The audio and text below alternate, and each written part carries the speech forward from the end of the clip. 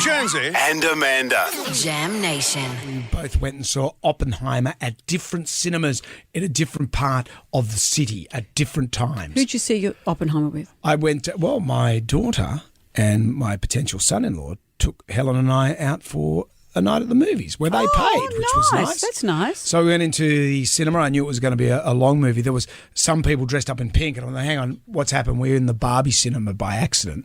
But they were going to go and do the Barbie thing and then the Oppenheimer. A lot of people seeing them one after the other. Yeah, we were sitting down there, and then all these teens came in. I went, oh God, here we go. I'm going to have to get ready with my withering stare at these teens. In a cinema? Yeah, if they start How chatting. do you do that in the dark? No, I just go, boys, you just keep it quiet. I thought this was interesting. And those in our guys, cinema... throughout the movie, not a peep. Interesting, isn't it? Because I saw it with Liam, who's 22. We went to see it yesterday. I had to do a wee in the middle of it because it goes for 3.5 hours, 3 hours. But same thing, so many young people in the cinema, and they were deadly quiet, apart from one bit.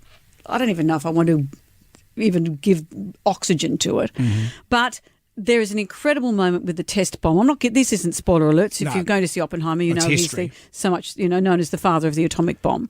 They test one in the desert. That one's known as Trinity. There's such a build-up to this test that I had this giant rush of emotion. I thought I was fighting back tears. The implications of this. Here they are testing this thing in the desert to see it in the moment where they think maybe the atmosphere of the world will catch fire. All around the earth will it all catch fire. They're doing this big test. There's a countdown, and it's so dramatic. And then they say 3, 2, 1, and some idiot up the back says, Happy New Year. And no one else in the cinema said a word. Good. No one took him on because you just think, you're an idiot. I'm not going to let you wreck this for me.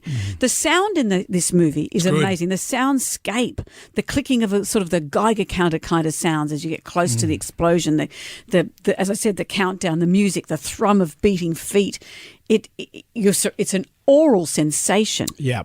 And Robert Oppenheimer is a flawed genius, isn't he? How he toys with the fact that he's come up with this bomb, and then he goes, what have I done? What have I done? But really, he knew all along what he was going to do. He knew there was that point where he's talking to Einstein, and he's, well, there's a good chance you might set the atmosphere, the world on fire. That's you might blow the world up, and he still continued doing it. Well, there's a big discussion throughout it where he says, if you lift up a rock, are you responsible for how the snake underneath it responds? Yeah, but why don't you just leave the rock there? Well, that's the big discussion, and that's what he grappled with constantly, before, during and after. How culpable am I? And a big chunk of the film, like another hour, is after the dropping of the bomb. Yep. Is what happened to him after that.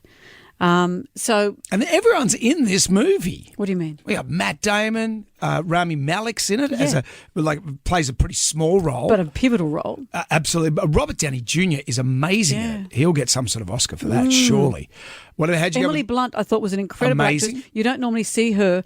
I mean, she plays a very flawed character herself. You don't often see the darkness of her. It was great. How do you feel about the sex scenes in there? There was a lot of what do you mean? How do I feel? Nudity. There was some good nudity there, and you're with Liam. I was with my daughter and her boyfriend and my wife. Well, I just kind of ignored it because I've been watching Outlander. This is nothing compared to Outlander. I go, whatever. Apparently, it's interesting. That's not a sex scene. There's no CGI in this film. But Liam said apparently the only CGI was in India where they CGI'd clothes onto Florence Pugh while she was on top of Oppenheimer. She's got a glistening back, that Florence Pugh.